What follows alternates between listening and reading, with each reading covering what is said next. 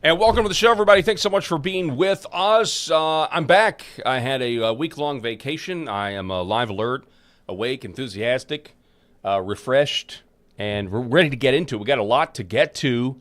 Really, I mean, I leave town for a couple of days. I guess it just seems like there was a ton of news that went down while I was gone. We've got back and forth with this war in the Middle East. We're going to get to some sort of ceasefire or a permanent ceasefire. We're going to get a resolution there. Then we've got the California elections. You got the race for governor as well as what's going on in Los Angeles, which is just, I mean, it's par for the course. We really shouldn't expect any different. But what else do you do besides run candidates, other than actually pursue some sort of revolution? I mean, there's really, but we of course know the Democrats in California are going to do what they do when it comes to election fraud and that sort of thing. But we'll talk about it. I know Rob's fired up about it. Also, President Trump doing this interview with Christian Welker, walking out, stepping on the microphone, crushing the microphone. People are saying this is kind of a totally different level of mic drop moment where you just destroy the microphone, leaving an interview. We've got that. We've got what's going on across the pond. Over across the Atlantic, you've got police responding to a disturbance, and then this guy gets stabbed. But because he's white, they believe the minority that he's some racist, and then he dies while they're in their arms. And now there's protests or there's riots over there because of it.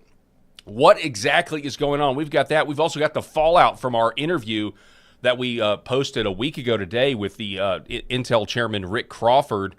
And what he said about Tulsi Gabbard using CIA computer systems. But we've got some new developments there because I believe a day after that interview dropped, President Trump announced that the acting DNI was going to be Bill Pulte. And so we're going to talk about what does that mean? Who's going to be the permanent director of national intelligence? We got so much to talk about today. So the show starts right now. It's glad to be back. I'm glad to be back. It's glad to be back. The Paul Harrell Program. All right, folks. As always, we are broadcasting from the great state of Arkansas, and I'm with my co-host, Rob Spencer. Rob, it's good to see you, my friend. Paul, it's an honor to be in studio with you, and you know what? I understand everybody needs a recharge, everybody needs a reset, but could you have gone on at vacation at a worse time? I don't know. Literally, dude, I was texting you, and then you wouldn't text back for a day and a half, if ever, because you were just in beach land, all of that stuff. I don't even know what you were doing, but regardless, a lot of tennis. You played a lot of tennis. A lot of tennis. How sweet. How sweet. Listen, there were pressing issues that we needed to talk about, and I was mad. I was mad about several things, and we weren't in front of the microphones. I couldn't express my anger. Well, we really do need to because I'm going to be out towards the end of the month again, but we're going to get you. You are going. I got to be able to do this show without you. Yes. Let's just be honest, Paul. I carried this show with my anger. Listen, this show would be nothing unless Rob was pissed off about something.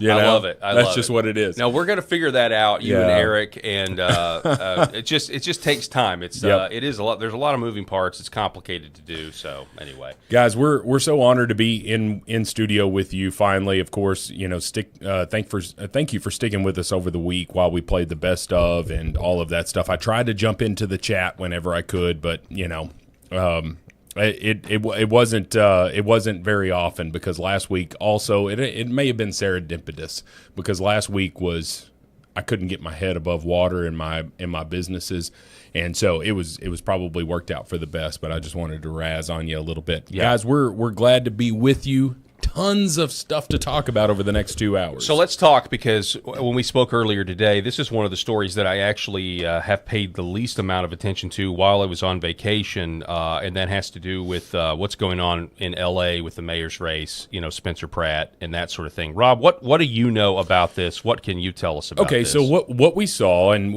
this has been talked about on all the shows today, we understand that. We understand that this is stuff that's been talked about, but I think this is important because this is a precursor to what we're going to see in November if John Thune doesn't get off his rear end and pass the Save America Act, which we know is not going to happen. We know it. At this point, if it was going to happen, it would have already happened. Yeah. Okay? I mean, if it happened now, it's going to be challenged in the courts anyway, and who knows if it even gets implemented. Yeah, absolutely. So what we're seeing here is the liberal playbook all out there, and they're in California, so there's no checks and balances for them except for Gavin Newsom, and he's going to sign off on this. Super happy about this because what we had was at times leading up to the election, 2 Republicans were polling number 1 and number 2 in the California gubernatorial elections because there were so many candidates in there that the Democrats were getting washed out.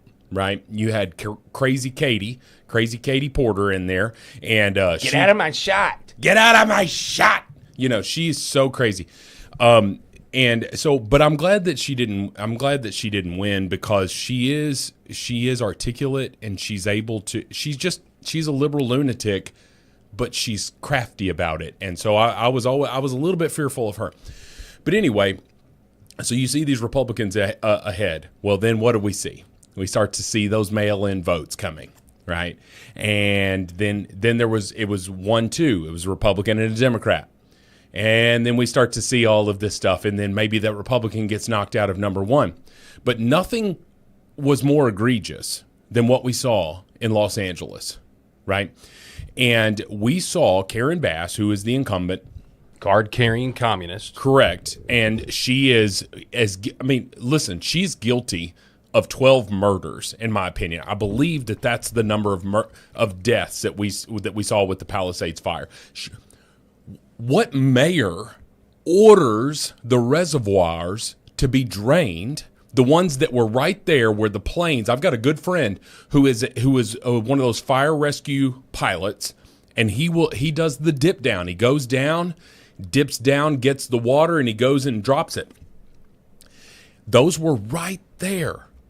But they had to go 45 minutes out of the way, Paul. The reason they had to do that is because she had drained the reservoirs.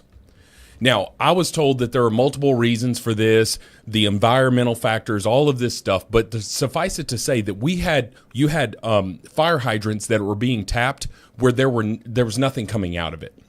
In one of the 2 great American cities, great in quotes here when we talk about New York City and Los Angeles. This woman should have lost in a landslide.